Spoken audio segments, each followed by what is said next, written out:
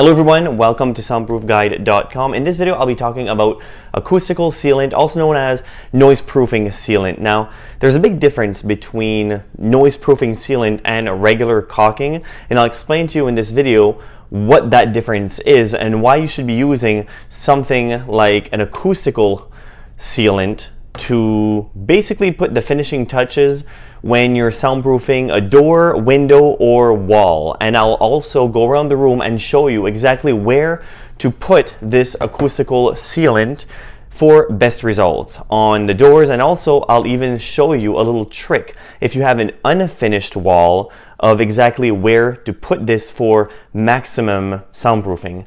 Now, this sealant that I have today is from a company called Trademark Soundproofing, and I'll have a link in the description below with a coupon code of 5% off when using the code SoundproofGuide. Basically, an acoustic sealant is a little bit more expensive, of course, than just a regular cheap caulking that you would just put anywhere. Well, the biggest difference that is noticeable between an acoustical sealant and just cheap caulking is that the regular caulking is going to dry up really quick and is going to crack when any type of shifting. If you have a new house, you'll notice that within a year, just go around the house and look at the window casing and you'll notice that there are cracks. And that is because the house shifts, and of course the caulking is, well, it's dry, so with the movement it's going to begin to crack. With an acoustical sealant, however, it does not dry up. It always stays a little bit rubbery, it expands a little bit, and it stays there for at least 5 years. They say you should check every 5 years to see if the caulking cracked, but most of the time it still will not crack. And you'll find that it's not only something for acoustic, it's also a really good vibration absorber. And I'll show you where the vibration absorbing will work best for inside the wall. So basically what Trademark Soundproofing says about this particular product, it basically just said TMS acoustical caulk is high quality latex based sealant designed to maintain and achieve a required sound transmission class, which is the STC rating. So if you don't know what STC rating is, there's a link right up here that'll lead you to a video, and we'll explain to you everything you need to know about STC, because it's quite important in the soundproofing world. When you buy products that is soundproofing or acoustical specific, you'll usually see something of an STC number, STC rating at the very corner bottom or somewhere on the product that actually says the STC rating. So if you don't know what that means, check out the video. So I basically filmed, so I'll show you exactly how to open it to place it in the caulking gun. I had done this just about 10 minutes ago, and apparently I forgot to push record, so I kind of have to do it again. Bear with me. So all you'll need is, of course, an acoustical caulking. It will come with this little spout, and you can buy also a caulking gun. Now I'll show you exactly how to place it in this, because a lot of people watching these videos, it's DIY, and sometimes you think, well, it's a little bit complicated, all these little gadgets, and really it's not. It's really very simple, and all you do is basically take your small machete and just cut the tip, and you can also just make sure that there's a sufficient hole. It doesn't matter if the hole is big. The only thing that matters is try not to cut those grooves, because you are going to be twisting this spout right on.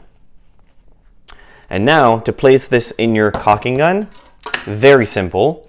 All you need to do is, you see this, make sure it's pulled out or pulled in all the way to the back, and then you basically place the sealant right inside, and then you just push it right in. You see all these grooves, all these rivets? Make sure it's pointing down. I just heard a little click. This is where your trigger comes in. So every time you pull the trigger, it pushes it in. And then it pushes for the sealant to come out. as you see, the sealant is already coming out. Now, this sealant, there's not much smell to it. It's comparable to basically just the mud that you would use to fill the cracks in drywall. There's not much difference in smell, so that's a good thing, because a lot of products out there, there's a lot of chemicals and it can smell and give people headaches. There's really no reason for that. So right now I will go around the room and show you exactly where to put it for maximum results. So let's start with the wall. Let's start with a finished wall.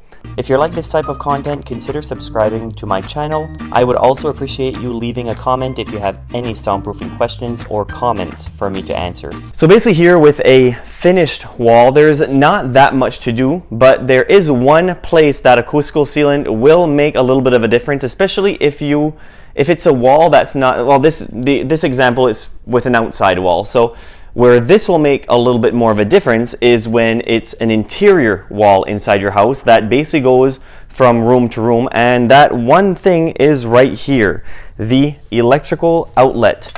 You just take the faceplate off, you just take it off, and you will notice that around the electrical box there is a crack all around. And one thing that you can do to fill this crack is to put a little bit of sealant in that crack. You don't need that much, but it's just to basically fill in just a little bit, and just to make sure that it's all full. And once you're done, you just pass your finger, make sure you have everything sealed up with the acoustical caulking, and that's it. And basically all you do is you let it sit for 48 hours, and then once it's sat for 48 hours, you put your plate back on, move on to the next one. So as I said, the reason why for interior wall it's a lot more of a useful way to use your acoustical sealant is because for an interior wall you'll usually have an electrical outlet on one side of the wall and on the other side of the wall.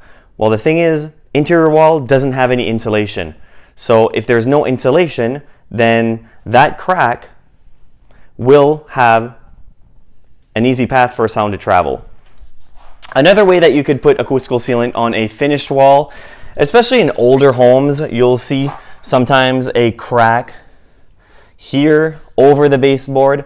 That's not really too much of an issue. It's mostly the cracks before you have your baseboard installed.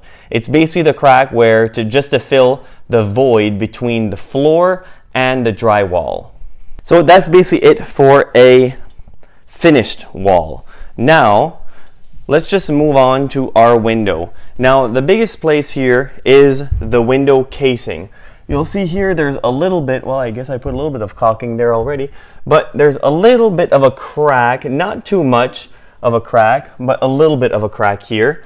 And all you do for this is place a little bit of caulking .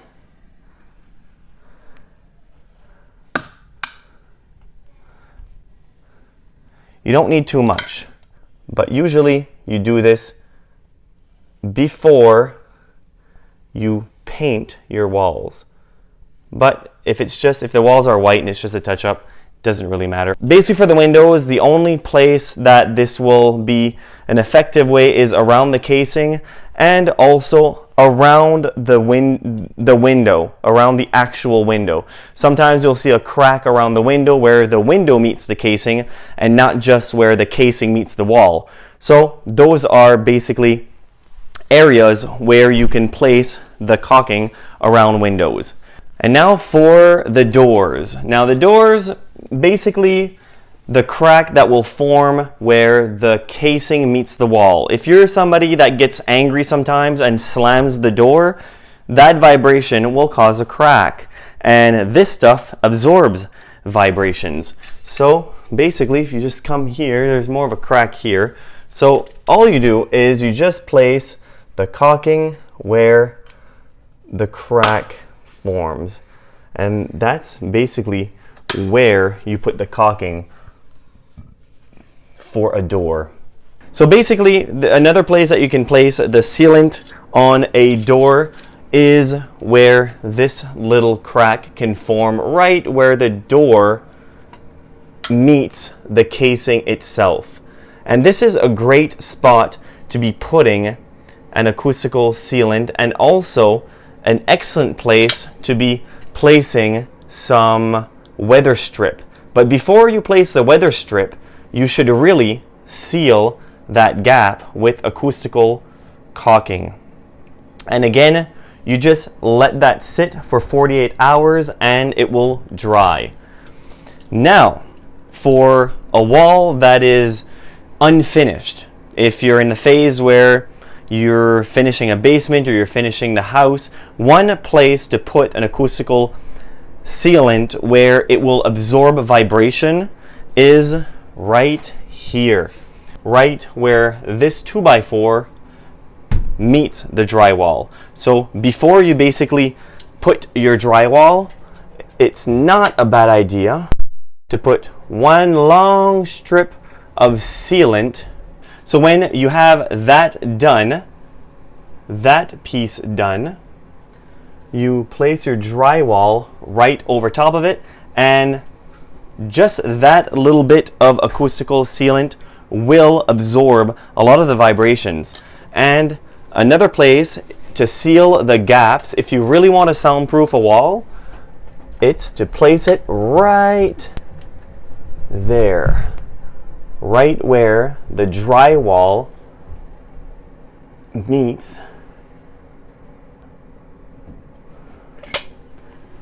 And again, you just basically pass your finger through, it expands, and it dries. So when you have an unfinished wall, that is one good way to ensure that it's like I said, it's a finishing touch. So it shouldn't